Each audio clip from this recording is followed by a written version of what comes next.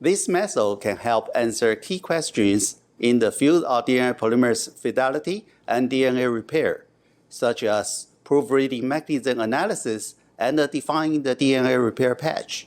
The main advantage of this technique is that it is very specific, simple, rapid, and easy to perform.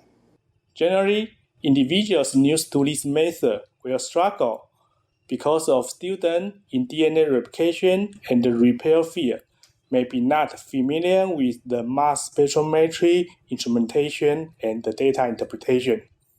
I think the most important is the visual demonstration is very critical, as we can show how a commercially developed mass spectrometry for clinical applications such as mutation and the SNP detection can be conveniently adapted for DNA proofreading and the repair study. Demonstrating the procedure will be Rong-Syuan and Wei-Cheng, graduate students from my lab. Begin this procedure with primer and template preparation as described in the text protocol. As an example, use a TG mismatch of substrate P21 with T28 for the proofreading. Dilute the P21 primer and the T28 template to 12.5 picomoles per microliter with water.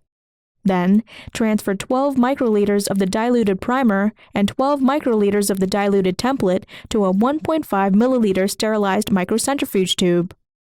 After closing the tube tightly, incubate the tube for 30 minutes in a covered 65 degrees Celsius water bath.